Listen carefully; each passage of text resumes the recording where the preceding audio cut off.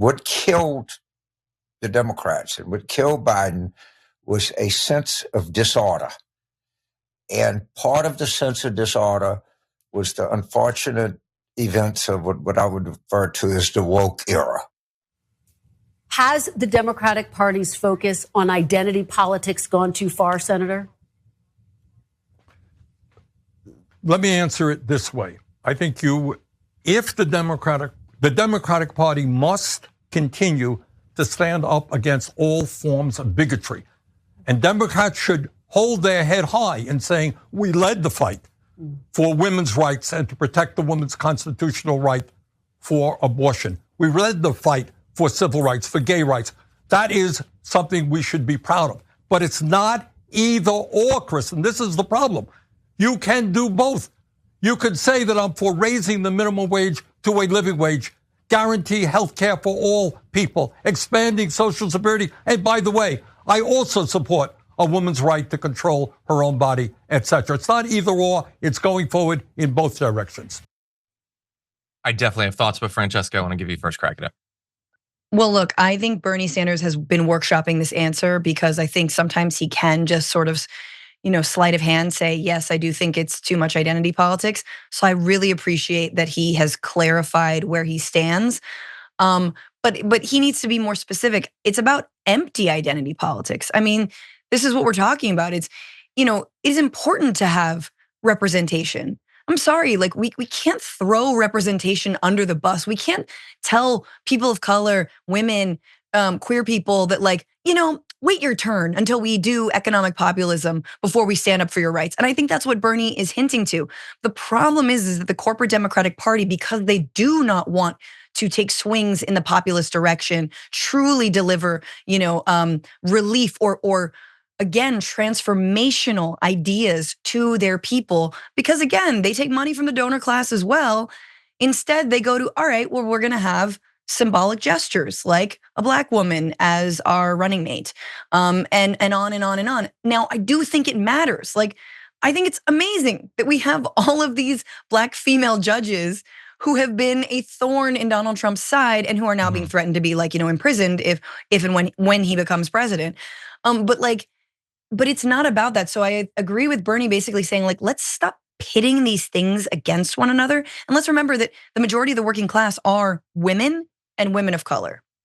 Yeah, I think it's a great point. Look, I will say, I understand he's responding to a question, he didn't bring it up, but I am so thoroughly done with the term identity politics because it's one of these many terms that people use as if it's a general phenomenon, but they mean it with an angle, okay? Because the way identity politics works, the way it's actually used, if you go on Call Her Daddy to get women to vote for you, that's identity politics. If you go on Rumble shows to get guys to vote for you, that's not identity politics. Yep. To be clear, if you try to appeal to Black voters, that's identity politics. If you try to appeal to white voters, that's not identity politics. Yep. By the way, it's not even identity politics when Republicans try to appeal to Black voters, only when Democrats try to appeal to Black voters.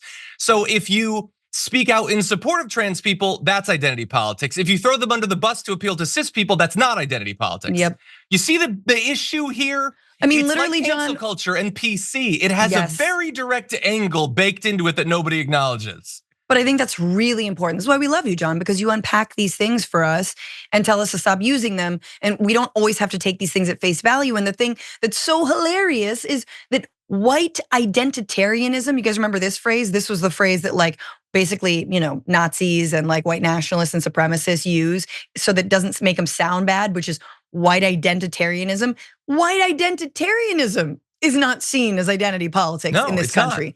So, but we have to resist the James Carvilles and these other centrists who are blaming so-called wokeism, really punching down, blaming communities that are already under the boot of fascism and communities that rode so hard for people like Kamala Harris, right? And the other thing, I do think we obviously have to talk about, Gaza was a factor. It wasn't the whole factor, but I do think it is important to say that the Democratic Party effectively was like, we don't care about Muslim American and Arab voters and or anyone who is against this war. You all need to shut up and get on board. And now you got blue MAGA, and yes, I think there is a blue MAGA, were up in everyone's mentions and online, basically like, oh, good, I hope you enjoy your Muslim ban. I'm sorry, I just mean John Fetterman. But like, this is the kind, this is what, you don't think we killed, Harris campaign killed wokeism? Hey, I've seen wokeism being killed every damn day on my timeline by the IDF, killing, murdering Palestinian and Muslim babies. Yeah, you killed wokeism. You absolutely did. You said we should allow wokeism to die in order for Harris to be elected. Just miss me with all that. Yeah, look, this is what I will end with, and then we'll take our first break. We're not gonna do the Sotomayor thing, maybe we'll do it tomorrow.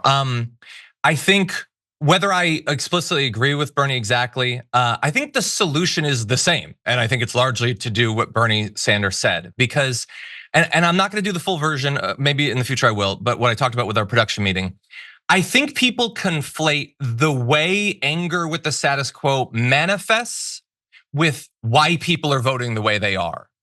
I think when people are struggling and they think it's not gonna get better for me, it's gonna be worse for my kids, I think the way that manifests is misogyny, racism, transphobia, fascism for a lot of young men.